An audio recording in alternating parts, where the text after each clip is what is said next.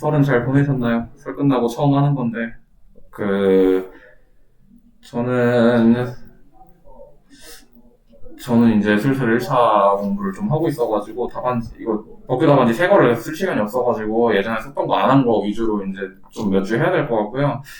일단은, 제가 이제 그 2차 시험 공부 다시 시작하면서 메타 처음 썼던 게 1기 3주차 거더라고요. 그래서 이제 한번 이제 복습할 겸 해가지고 다시 가져와 봤는데, 이게 이제 문제가 그 확장 수용이랑 완전 수용, 이전 수용, 그러니까 이제 확장 수용으로서 잔여지랑 완전 수용, 그리고 이전 수용 이렇게 세 개 설명하는 문제 하나, 그 다음에 이제 판례 관련해가지고 완전 수용 각하 재결에 대해서 그 행정소송 제기하기 전에 강구할 수 있는 권리거래 수단, 그 다음에 마지막이 그 갑이 행정소송 제기할 때 그 소송의 형태와 그 피고 적격에 대해서 설명하세요인데, 뭐 사실 문제만 읽어도 이제 2, 3번은 대충 답이 먼저 다실 거고, 네, 1번부터 간단히 보면서 가면은 확장 수용 세 가지를 다 얘기를 했으니까, 이제 그 저는 확장 수용이 무슨 뜻인지, 그리고 이제 그 종류가 뭐가 있는지 정도는 써줘야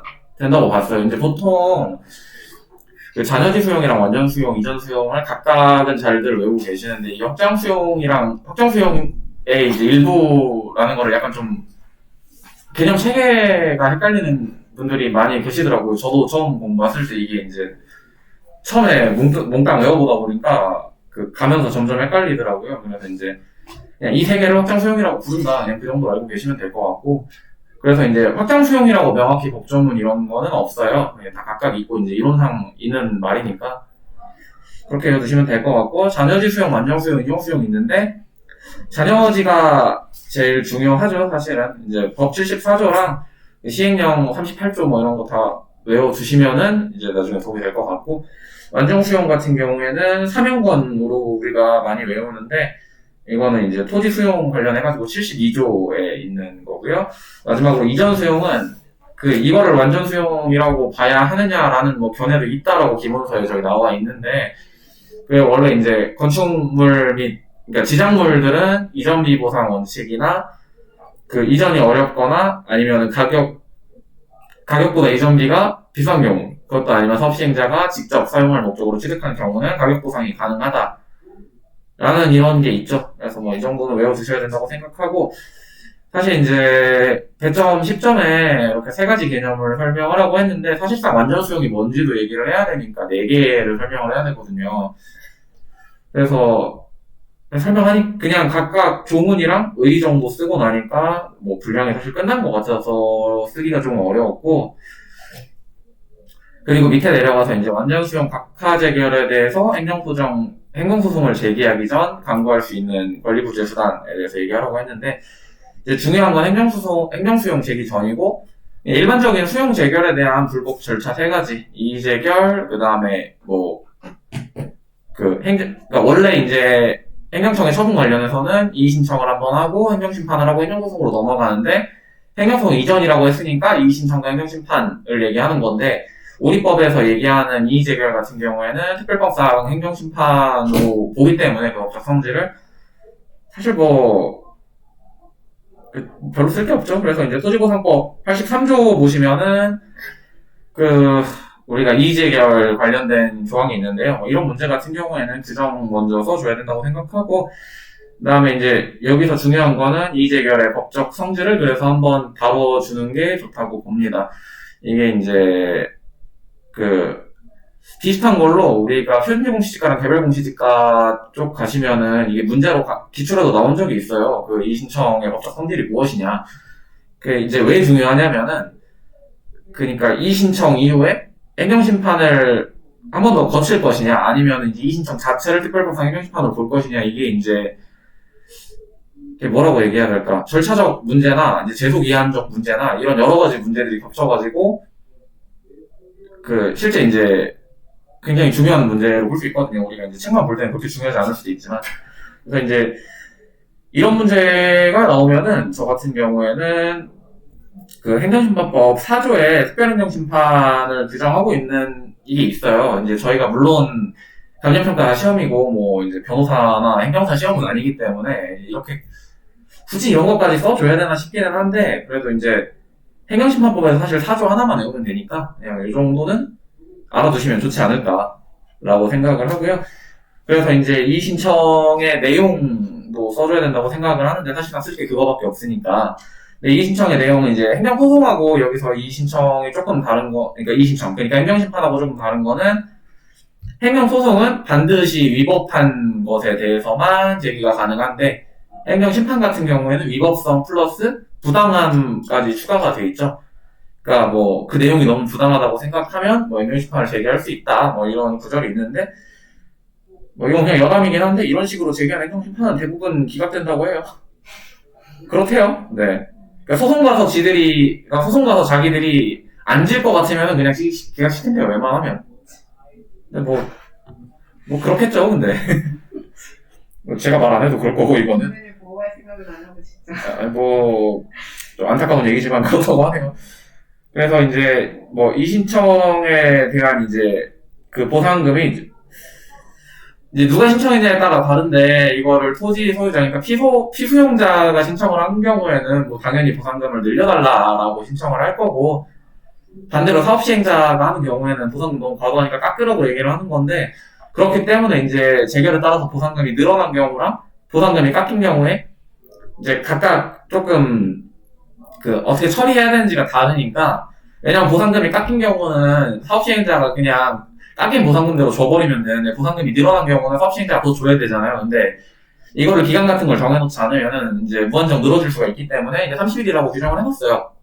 이런 것만 이제 조금 체크하시면 될 것 같고, 마지막으로 넘어가가지고 각하 재결에 대해 이제 드디어 행정소송을 제기한다고 했는데, 이게 이제 조금 착각하시면 안 된다고 생각을 하시는 게, 행정법에도 보시면 항고소송하고 그 종류 취소소송, 무효등 확인소송 이런 게 다 규정이 돼 있지만, 사업인정에 대해서는 우리가 토지보상법에 별도의 소송 규정이 없기 때문에 당연히 일반 행정소송법이나 행정심판법 등이 적용이 돼서 그 규정에 적용을 받겠지만, 수용재결 같은 경우에 토지보상법 83조 내지 85조 규정 기준으로 하게 돼 있단 말이에요. 그러니까 반드시 85조 기준으로 써주시고, 만약에 행정소송법상 소송을 좀 써주고 싶으시면은 자리 남으시면은 이제 조금 한목차 정도 써주시는 게 저는 개인적으로 좋다고 보고요.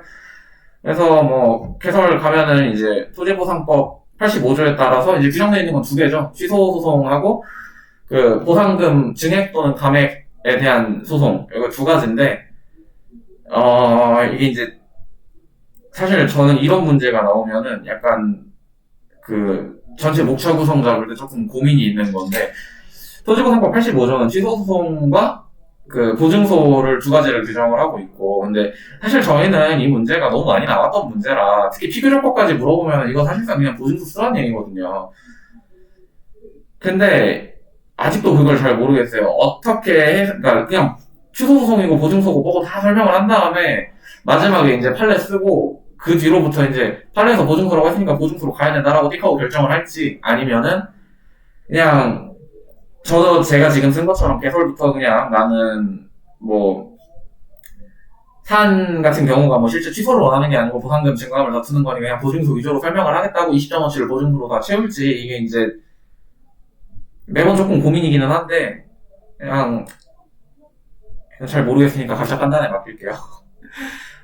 이런 기출에서 저는 이런 식으로 썼는데 하필이면 그 문제가 점수가 잘 안 나온 점수인데, 작년 1번 문제 이제 보증소 약간 쓸 자리가 있어가지고, 근데 문제는 그게 이것만 틀려서 점수가 안 좋은 게 아니라 제가 너무 개발세발 써가지고 뭐 때문에 점수가 안 좋은지를 모르겠어요. 그래서 답을 모르겠어요, 이건 도저히 저도. 근데 제 생각에도 이렇게 나오면 솔직히 저 처음에는 이 문제 취소소송도 쓰고 보상금 증감 청구소송도 썼거든요. 네네. 근데 강 박사님은 취소소송 쓴 부분은 아예 점수를 안 주셨더라고요. 좀 쓸데없다고 생각하실 수도 있어요. 네, 근데 저는 그냥 스토리 계속 하면서 느끼는 건데, 뭐라도, 그러니까 예를 들어서 보증소다. 그럼 보증소에 대한 내용을 풀로 채워서 10개 쓰는 것보다 보증소를 8개 쓰면 취소소송 하나 더 쓰면 거기서 가산점이 더 있다고 자꾸 느껴져요. 그것도 동의하는 부분이에요. 근데 이제 어떻게 매끄럽게 쓸지가 늘 고민인 거죠, 그냥. 맞긴 맞는데.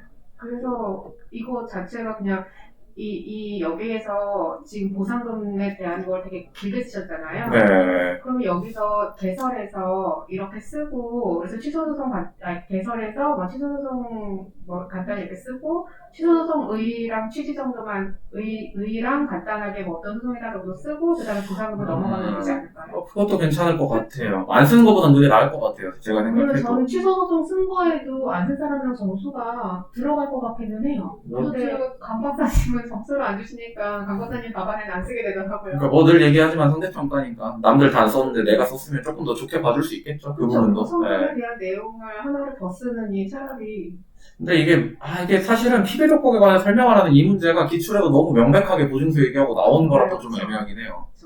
그러니까 보증서라고 명확하게 나오면 굳이 그럼요. 그쵸. 할 필요는 없는데 근데 행정소송에 대해서 네. 검토해달라고 나오면 취소소송도 있고 보증서도 있는데 그 중에 보증서 할게 라고 보증서를 설명을 하는데 이제 취소소송을 좀 쓸 거냐 말 거냐. 네. 근데 저렇게 되면은 이제 또 뭐가 고민되냐면 85조에는 취소랑 보증서가 규정돼 있긴 한데 사실 어쨌든 행정소송법이 일반법이니까 이제 그 외에 뭐 무효등록 행정소송이나 이런 것도 제기는 가능하니까 그러니까 이름이라도 써주고 넘어갈까도 좀 고민이 예전에 됐었어요. 근데 사실 이렇게 내려가다 보니까 이제 분량이 조금 오버되는 경우가 많아서 그래서 10점짜리는 안 쓰고 10점 10점 이상 15점 정도 나온다. 그러면은 저는 넣는 게 좋을 것 같아요. 그거에 대해서 제가 나름대로 고민을 해봤는데 그 보증서를 쓸 때 보증서의 심리 범위를 저는 항상 쓰거든요. 그럼 그 학설에 그 내용을 써요.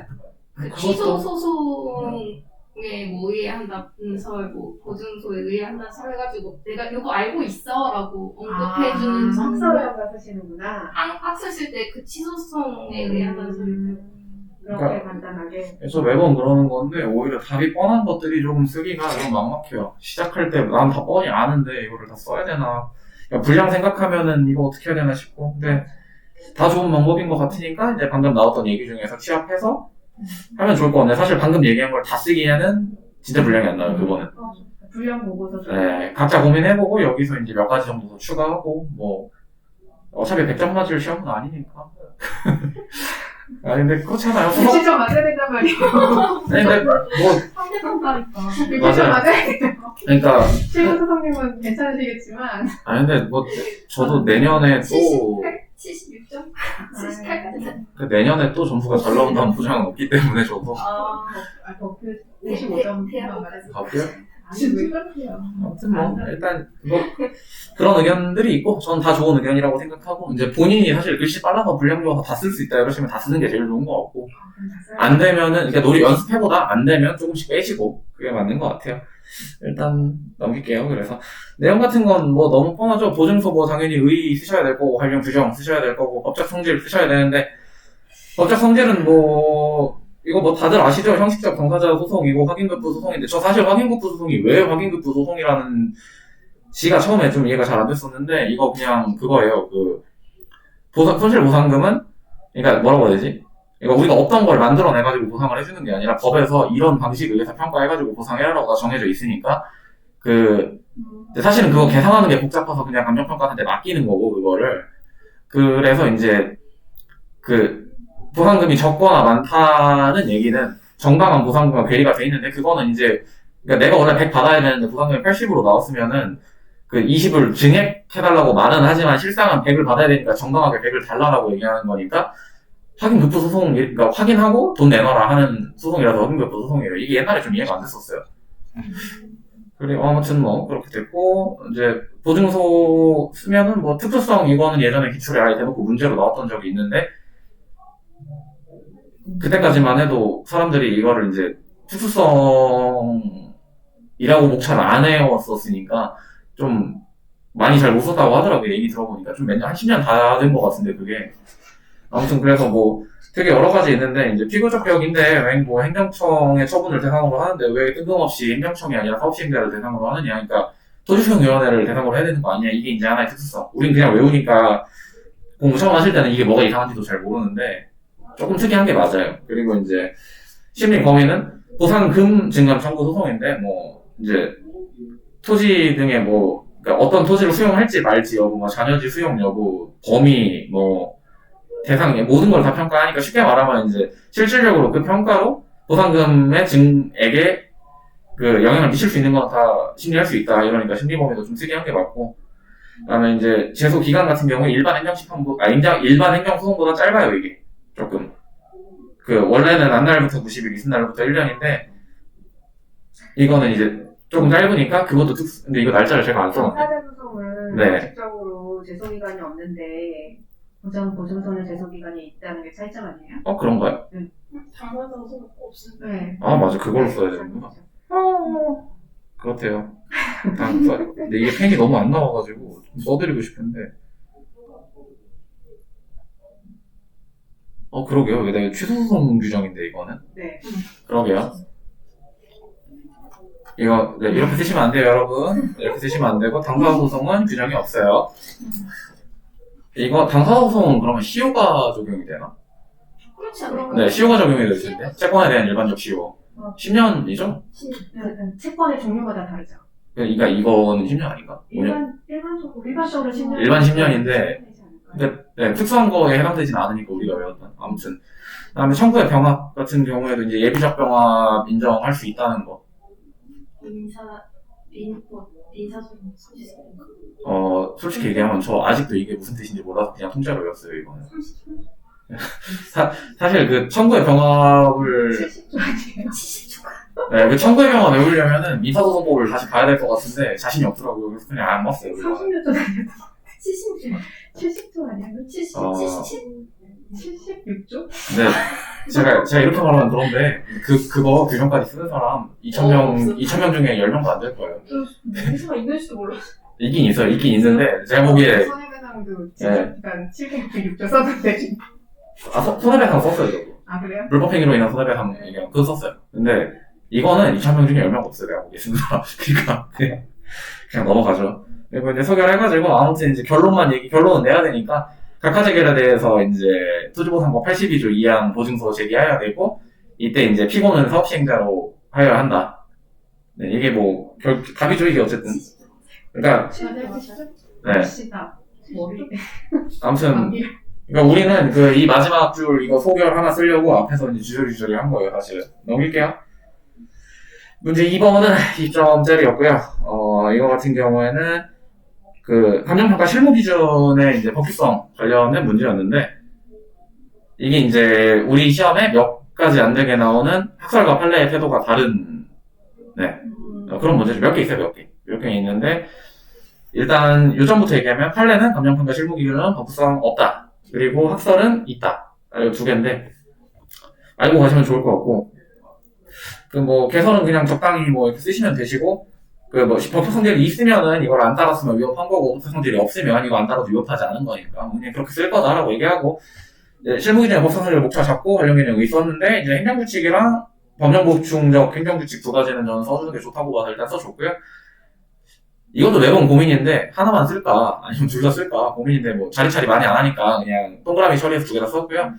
이제 법보행 법규성에 대한 학설은, 법규명령서 행정규칙설 이런 게 있는데 이거 쓰기 힘드시면은 실질설, 상식설, 절충설 쓰시면 얼추 맞아요, 대충.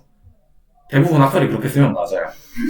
아닌 것도 몇 개 있는데 네, 근구절 쓰면 웬만하면 맞아요. 그러니까 흡수설, 역흡수설 이거 빼고 네. 제가 그때 그거 그렇게 썼다가 근거설 부정설 쓰였어요? 모르니까 하도 모르니까 아니 일부 취소 공부를 안 하고 왔으니까 그냥 만들어 썼거든요. 그럼 그게 시험 보신 거예요? 네, 봤죠. 그거 50점 만점에 6점 나왔나? 아니, 근데 그래도 하나도 모르는 건데 6점 줬다는 게 너무 고마웠어, 나는. 아무튼. 그러니까 물론 그게 10점, 10점이었으니까 어땠는지 모르겠는데, 뒤에 것도 잘 못 써서 내가. 아무튼 이제 넘어가셔서 이제 법보행 요건인데 이게 사실 요건인지 내용인지 약간 조금 저도 애매한 부분인데, 요점만 얘기하면 상위법에 위임이 있어야 되고, 위임의 범위 내에서만 이루어져야 되고, 그 다음에 이제 형식상은 행정규칙이어야죠. 행정규칙의 형식으로 돼 있지 않으면 그냥 그게 법규성이 있는 거죠. 예, 말이 좀 이상한데 무슨 말인지 아시죠, 다들? 아무튼, 법령보충적 행정규칙의 이제 법규성 인정 여부를 얘기를 하면, 이제, 목차를 제가 왜 이렇게 썼을까요? 근데 이게 좀 한 2달 전에 쓴 거라서 기억이 좀 가물가물하긴 한데, 그래서 저 지금 왜 목차가지고 이렇게 쓰인지 너무 이상하다고 했고. 이거는 그냥 법규성 인정 여부 관련 판례라고 써야 맞는 것 같은데, 이게 판례 문장이긴 하거든요. 네. 그러게요. 그러니까 이거는 이제 실제로 판례로 법령 보충 행정고치의 법규성을 인정해준 적이 있느냐, 뭐 그걸 쓰려고 했던 것 같은데 이걸 빼먹었네요. 제가 판례라고 쓰는 걸. 그리고 이게 네. 요건, 법령 보충자 행정규칙 요건 쓰고 학설이랑 판례 사이에 요건이 들어가니까 그러게요. 좀 낯서네요. 근데 저도 제가 왜 이렇게 썼는지 모르겠네요. 뭐 좀 됐어요. 지금 그래서 이게 뭐지? 계속 생각났어요. 그러니까 이게 아마 법령복충과 행정규칙의 법규성을 그래서 인정해주긴 하냐, 그러니까 법령복충과 행정규칙이라는 것 자체를 인정을 해주긴 하냐, 하지 않냐, 그걸 쓰려고 했던 것 같은데 왜 이렇게 썼는지 저도 모르겠네요. 이게 법부행의 요건 자체가 있는 거, 이렇게 쓰는, 아, 위에 있는 요건이요? 네, 이 요건이. 이거 기본서 보면 나와 있어요. 나 저 처음 그거 봤어. 항상 팔린 줄 알고 그냥 아, 그러니까 뭐 상위법에 위임이 있어야 되고 네. 그 범위를 넘지 않아야 되고 이거 있어요. 기본서에 보시면. 근데 이게 법상으로 나와 있는 건 아니잖아요. 법상 요건은 아닌 거죠? 그렇죠. 법성 요건은 아니죠. 근데 여기까지. 판례 내용 보고서 그냥. 네네, 맞아요. 그러니까 그걸 이론처럼 그냥 정리해놓은 거죠, 책에다가. 의 쓰듯이. 그 다음에 이제 뭐, 그쵸? 근데 이제 사실 판례가 먼저인지 이론이 먼저인지 제가 몰라서 그 이론에 따라, 그러니까 사실 이론에 따라서 판례 말이 만들어지는 경우도 있고 이래서 뭐가 먼저인지 모르겠어요. 그럼 이게 이론은 아니고 박사. 그러니까 판례 이 문장이 있기는 한데 이 이론이 먼저였는지 판례가 먼저였는지를 모르겠어요. 우리 하자승계에서 구속영역 이론 있잖아요. 그것도 원래 독일 이론에 있는 건데 그거 그냥 대법원에서 갖다가 판례로 만든 거거든요, 문장을. 그러니까 그게 먼저였어요, 그것도. 그래서 이런 게 조금 있어가지고 아무튼 뭐 그렇대요. 그래서 감정평가 실무 기준의 법규성 여부는 이거는 명확히 판례가 있죠. 판례에서는 뭐 이제 어쩌고저쩌고 얘기하지만 마지막 줄이 제일 중요하죠. 일반 국민이나 법원을 기속하는 것이 아니다. 그러니까 결론은 법규성이 없다라는 건데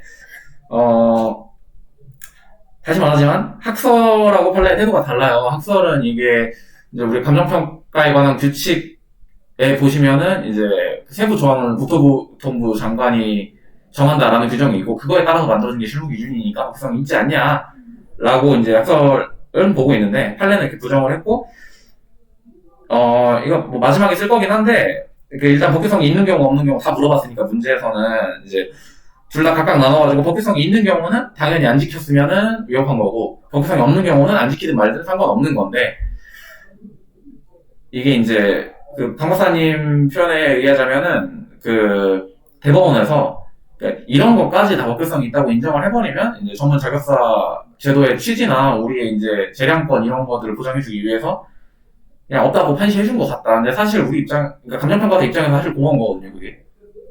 이제 이거 실무 기준까지 법규성이 있어버리면은 이제 맨날 소송해야 돼요. 진짜 힘들어요. 이해를 그만두네. 같은. 근데 이게 이제 우리만 그런 게 아니고 뭐 회계사나 변리사, 뭐 변호사 이런 다른 직군들도 다들 이런 식으로 조금씩 회피하는 게 있어요. 근데 뭐 사실 그렇지 않고 진짜 기계적으로 법에 써 있는 대로 막 다 법이니까 그대로 해라 이렇게 얘기를 하면은 전문 자격사가 왜 필요하겠어? 그냥 컴퓨터하고 하면 되지. 저는 사실은 그냥 법규성 부정해주는 게 좋지 않나라고 생각을 하고 있고요. 그러니까 이거 좀 헷갈릴 수 있는 것 중에 하나가 토지보상 지침인데 그거는 애초에 법규정의 의미 없고 그냥 감정평가사 협회에서 제정한 거니까 직능단체의 업무 처리 기준? 뭐 이런 거라서 법규성 인정되고 사실과할 여지도 없고 당연히 안 되는 거고 그런 거 헷갈리지 않으시면 되고 그 다음에 이거는 이제 제가 답안지 작성하면서 그냥 마지막에 설명을 하고 싶었던 건데 이게 이제 제가 처음 공부 시작한 게 이제 만으로 2년하고 6개월, 7개월 됐는데 저 공부 처음 시작할 때만 해도 실무기준 문제 나오면요 그냥 강사들 따라서 뭐 어떤 강사님은 그냥 판례에 따라가지고 법규성 인정 안 되는 걸로 가서 결론까지 내라. 어떤 강사님은 판례에 써주긴 하되 어쨌든 이제 이론적인 측면과 학계의 다수설이 그렇지 않으니까 그냥 법규성 인정되는 걸로 가서 써라라고 하셨는데 요즘은 트렌드가 그게 아니고 둘 다 써라. 근데 이게 비단 실무기준 법적 성질에만 적용되는 게 아니라 저는 진짜 모든 문제에 다 적용된다고 보거든요. 법규는 특히. 학설이 이게 갈리는. 그쵸. 학설이랑 판례가 갈리는 경우는 사실은 그냥 양쪽 다 맞춰가지고 써주는 게 맞다고 보고요. 그냥 그게 안전한 것 같아요, 사실은. 네. 왜냐면, 근데 사실 이제 제 원래 스탠스는 그냥 판례대로 가져였어요. 왜냐면은, 제가 늘 주장하는 건데, 나중에 합격하고 현장에서 누가 우리한테 야, 뭐 이거 보상 되는 거 아니냐? 이렇게 물어봤는데, 야, 그게 학설에 따르면 말이지. 이러면은 짜를 거예요, 아마. 그러니까 나는 시간이 없으니까 그런 소리 하지 말고 그래서 되냐 안 되냐. 사실 되나 안 되나는 우리 입장에서는 우리가 변호사도 아니고 가서 소송 대신해 줄 것도 아니고 그냥 판례대로 갈 수밖에 없거든요 사실은. 그래서 판례가 맞지 않나라고 저는 생각을 하는데 수험상 그냥 크게는 아니어도 둘 다 적어주는 게 공부 많이 했어요라고 얘기하는 것 같아서 좋은 것 같아요. 앞으로도 뭐 그렇게 하시면 되지 않을까. 네. 뭐 그렇게 생각을 하고요. 그리고 이제 3번 문제 마지막으로 후다닥 할게요. 이거 같은 경우에는 행정법 문제죠. 부관하고 부당결도금칙 관련 문제인데 이게 사실은 우리 기출 훑어보신 분들은 아시겠지만 한 10년 전까지는 행정법 문제가 그래도 왕왕 나왔었는데 최근에는 잘 안 나와요. 나와봤자 1, 20점이고 거의 안 나오고 그러니까 순수 행정법 문제가. 그리고 나오더라도 뭐 행정법 일반 원칙 이런 거는 이제 솔직히 너무 쉬워서 안 나오지 않나라는 생각까지 할 정도로 안 나와요. 최근에는 거의. 근데 안 나오는데 뭐 물론 이것도 그냥 제 생각이지만 행정기본법이 어쨌든 이제 시행이 됐잖아요. 시행이 되니까 글쎄요, 뭐 예의상 한 문제 정도 나오지 않을까요? 어떻게든 나올 수 있지 않을까? 10점짜리라도 뭐 크지는 않더라도. 근데 그동안은 편했던 게 예를 들면은 뭐 부당결부 원칙 같은 거 그러니까 이게 왜냐면은 그전에는 제 생각인데 부당결부 원칙을 문제로 예를 들어서 냈다고 하면은 뭐 관련 규정도 없고 뭣도 없고 하니까 뭐 법 몇 조를 외웠는지 안 외웠는지 여기서 변별력을 주기도 좀 애매하고 뭐 의의도 뭐 사실은 쓰고 싶은 대로 쓸 거고 다들 그렇게 쓰다 보니까 채점도 조금 짜증나고 좀 뭐라고 해야 되지? 그러니까 차별성을 그러니까 상대평가니까 우리가 차별성을 주기가 좀 어렵다고 생각하는데 이제는 사실은 이거 나오면은 그래서 법조문 외웠으면 1점 아니면 방점 그냥 이러면 되잖아요. 얼마나 좋아. 그래서 혹시 10점 정도 나올 수 있지 않을까라고 그냥 일단 생각해 볼게요. 저도 이거 아직 다 못 외웠는데 행정기본법 13조 17조 보시면은 이제 뭐 부관은 무엇인가 그 다음에 이제 부당결부 원칙이란 무엇인가 뭐 이런 것들이 이제 알 수 있어요. 그래가지고 보시면은 부관의 의미 종류 이거 같은 경우는 우리 뭐 기존에 계속하던 행정법 책 보시면 많이 나오는 건데 의의는 그냥 주된 행정행위 효과를 뭐 제한하거나 보충하기 위해 종된 규율 이거 외우는 거고 종류는 조건 기한 철회권이고 부담 등이 있다라고 얘기하는 것은 이거 말고 더 있기 때문인데 보통 중요한 거를 요 4개를 얘기를 하죠 우리가. 그리고 밑에 관련 규정 넘어가셔가지고요 이제 뭐 요건 등이라고 해놨는데 일단 부관을 붙이려면은 부담법률부 금지 원칙이 이게 대원칙 중에 하나죠. 부담 붙일 때 쉽게 말하면 이제 관련 행정경과 관계없는 의무를 부여해서는 안 된다. 그리고 이제 뭐 밑에 있는 거는 법 17조에 보시면 처분의 재량 그러니까 이제 재량행위의 경우 부관을 붙일 수 있고 기속행위는 안 된다는 얘기겠죠. 그리고 처분의 재량이 없는 경우 법률에 근거가 있는 경우 기속행위도 근거가 있으면 붙일 수 있대요.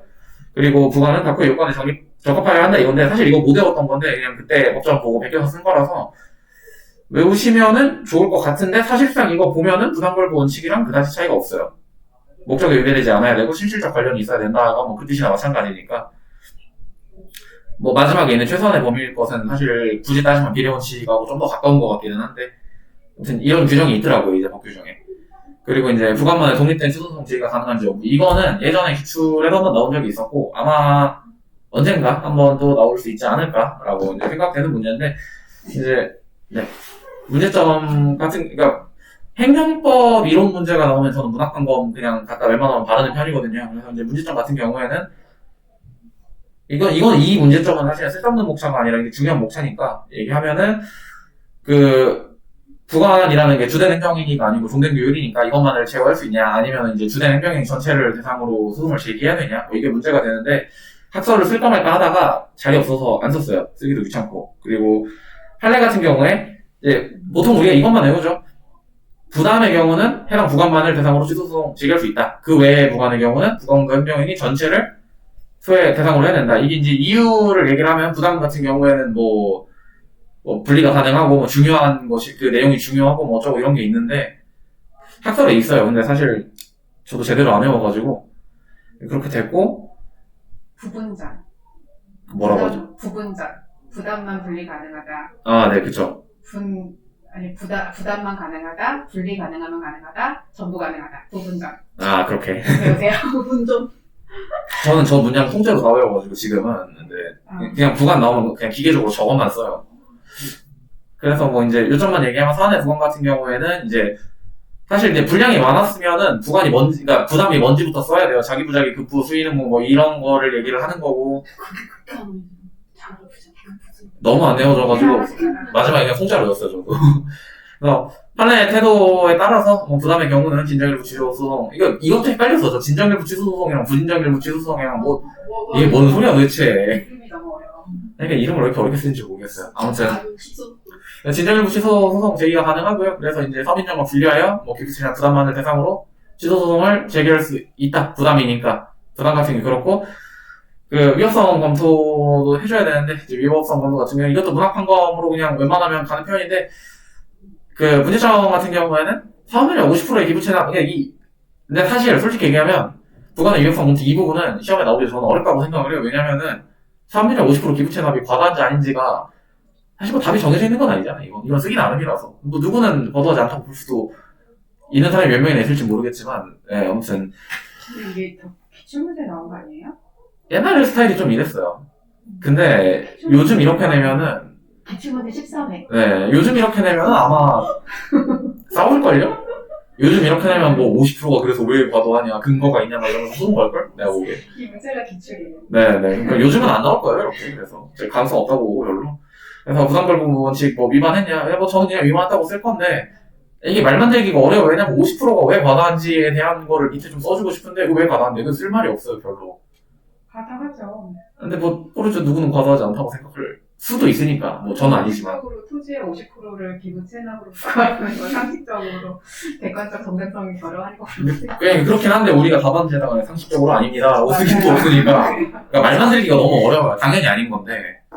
그러니까 막, 약간 뭐라고 해야 되지? 우측 통행은 왜 해야 되나? 뭐 이런 느낌이에요, 제 기준에는. 그냥 그렇게 약속했으니까요. 말고 쓸 말이 없으니까. 아무튼 뭐, 그렇고요. 그래서 이제, 이런 문제 같은 경우는 그냥 적당히 잘 쓰시고, 검토 넘어가서, 썼네요. 사회통념상 사업면적 50%는 너무 과도하고, 부당 결국 금칙의 원칙에 의해서 이제, 뭐 사업 인정과 전혀 무관한 공공유지 조성 및 기부채납 요구도 뭐 위협하고, 이제는 행정법 일반 원칙이 아니라 법 조문에 있기 때문에 위법하다고 써도 되죠. 사실은 이걸 위반을 했으면. 네. 법 조문을 위반한 거니까. 옛날이랑 좀 다르죠. 옛날에는 이제 일반 원칙 요구라고 했고, 그 다음에 이제 밑에 일반 원칙이, 이게 애매한 게 행정기본법에 생겼으니까 일반 원칙이 이제 없다고 봐야 되는 건가? 근데 네. 없다고 보는 게 아니라 일반 원칙은 일반 원칙이고 일반 원칙에서 그걸 일반 원칙을 명문화했다. 저도 저도 그거 그래서 그렇죠? 근데 그러니까 뭐 민법도 이제 1조 보면은 뭐 사적자치 막 이런 거 나오니까 그게 이제 민법의 네. 일반 원칙이고 이런 거니까. 아 근데 그럴 거면 좀 앞쪽에다 써주지. 아무튼 그래서 이제 뭐 50% 규모는 뭐 이제 비례원칙도 썼어요. 그냥 마지막에 50%는 상관성 원칙. 뭐 적필상에서 이건 좀 아니지 않냐. 그래서 위협하다 이렇게 하고 일단 끝냈습니다. 뭐 혹시 뭐 근데 중간중간 하면서 다 얘기하셔가지고. 근데 이렇게 중간중간 얘기하니까 좀 더 편하네요. 나온 거 같아요. 더 좋은 거 같아요. 일단, 왜냐면 얘기가 차왔다 하려면 까먹었어. 맞아. 그러면 이렇게 하고 일단 네. 제 건 마무리할게요 일단. 이거 50